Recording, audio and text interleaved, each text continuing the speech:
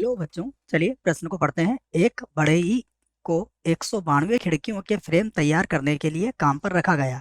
प्रथम दिन उसने 5 फ्रेम बनाए और उसके पश्चात प्रतिदिन पिछले दिन की तुलना में 2 फ्रेम अधिक बनाए। ज्ञात कीजिए कि कार्य को पूरा करने में उसे कितने दिन लगाए, ये हमें बताना है।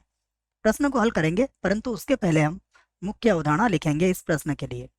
तो प्रश्न के लिए अवधारणा मुख्य अवधारणा में हम देखिए, प्रश्न को पढ़ने से हमें इस बात को पता लगता है कि यह समांतर श्रेणी से संबंधित प्रश्न है बच्चों। तो समांतर श्रेणी के एन पदों का योगफल आपको याद होना चाहिए। यह होता है एस एन बराबर एन बटा 2, उसके बाद 2a plus n minus 1 D. ठीक है, तो यहाँ पर डी सार व अंतर होता है, एन पदों की संख्या होती है और ए क्या होता है, समांतर श्रेणी का प्रथम पद होता है। तो ये जानकारी हमें होना चाहिए। यहाँ से अब हम इस प्रश्न को हल करेंगे। तो प्रश्न को जो यदि हल करेंगे तो प्रश्न में हम लिख सकते हैं सबसे पहले प्रश्नानुसार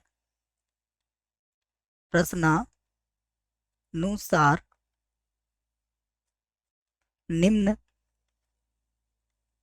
निम्न समांतर श्रेणी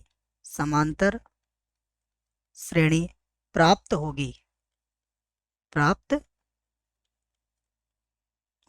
ये लिख दिया है मैंने कि प्रश्नानुसार हमें निम्न समांतर श्रेणी प्राप्त होने वाली है। देखिए समांतर श्रेणी कैसी होगी, 100। देखिए प्रथम दिन उसने क्या करा है, 5 फ्रेम बनाए बच्चों। तो प्रथम दिन तो 5 फ्रेम बनाए, फिर उसके बाद अगले दिन क्या बनाया उसने, 2 फ्रेम उसमें और जुड़ गए। फिर अगले दिन 5 प्लस 2, फिर उसने 2 फ्रेम जोड़ दिए। इस प्रकार से यह श्रेणी बनी है इसकी। ठीक है, तो अब आप यहाँ पर कह सकते हो कि यहाँ यहाँ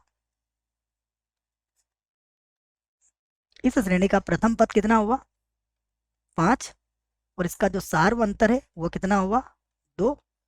ठीक है, और इसके अंदर जो योग है हमारे पास, जो एस एन है, एन पदों का योग, एस एन बराबर कितना है हमारे पास, 192 है। ठीक है, तो अब हम लिख सकते हैं इस बात को कि हम जानते हैं हम जानते हैं देखिए एस एन बराबर क्या होता है, सूत्र में पूरा आपको लिख देता हूँ। देखिए हम जानते हैं कि एस एन बराबर एन बटा 2 कोष्टक 2a plus n minus 1 d होता है।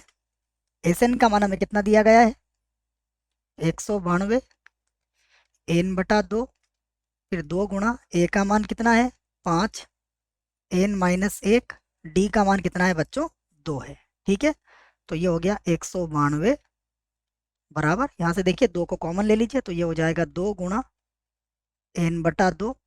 तो यहाँ पर कितना बचेगा, 5 प्लस एन माइनस 1। ठीक है, ये बचेगा तो 2 से 2 तो कट जाएगा, तो ये हो जाएगा 192 बराबर 2 से तो 2 कट गया। ठीक है, यहाँ पर हम क्या करते हैं, एन और 5 में से 1 गया तो 4 बचेगा, तो ये एन प्लस 4 हो जाएगा। ठीक है, तो क्या कर सकते हैं इसको, देखो ये हो जाएगा एन का वर्ग प्लस 4 एन और माइनस का हो जाएगा 192 बराबर 0। अब हमें इसके गुणनखंड करना पड़ेंगे। ठीक है, तो ये हो जाएगा एन का वर्ग प्लस ये हो जाएगा 16 एन माइनस का 12 एन। ठीक है ना, 16 को 12 से गुणा करोगे बच्चों तो कितना हो जाएगा, 192, और माइनस का चाहिए तो माइनस का 12 एन है हमारे पास, और ये हो गया 192 बराबर 0। अब दो दो के समूह बना लेंगे, समूह बनाएंगे तो एन कॉमन लिया हमने, तो ये हो गया एन प्लस का 16 माइनस का 12 कॉमन लेंगे तो ये हो जाएगा एन, और ये हो जाएगा प्लस का 16 बराबर 0। तो अब एन प्लस 16 और एन माइनस 12, हमारे पास दो गुणनखंड मिल गए इसके। क्या मिले हैं, एन प्लस 16 और एन माइनस 12 बराबर 0। दोनों गुणनखंड की तुलना हम अलग अलग जीरो से कर सकते हैं। तो एन प्लस 16 बराबर 0 होगा, या फिर एन बराबर कितना होगा, 12 होगा, या एन माइनस 12 बराबर 0 है ना बच्चों, कुछ भी लिख सकते हो। तो एन बराबर यहाँ से भी कितना आ गया, माइनस का 16, और यहाँ से एन बराबर 12 हमने पहले ही निकाल लिया है। अब एन क्या है बच्चों, देखो एन जो होती है वो दिनों की संख्या है, और दिनों की संख्या ऋणात्मक नहीं हो सकती है। इसका मतलब ये तो हमारे पास क्या होगा, अमान्य। ठीक है, तो दिनों की संख्या क्या आ गई हमारे पास, 12। तो अतः अतः अभिष्ट अतः अभिष्ट दिनों की संख्या, अभिष्ट दिनों की संख्या कितनी है? 12 दिन, 12 दिन। ठीक है ना, प्रश्न में यही पूछा गया था। एक बार देख लेते हैं क्या प्रश्न में हमसे यही पूछा गया था। जी हाँ, कितने दिन लगेंगे, तो हमारा उत्तर आ चुका है। आशा करता हूँ प्रश्न का उत्तर समझ में आया होगा बच्चों। धन्यवाद।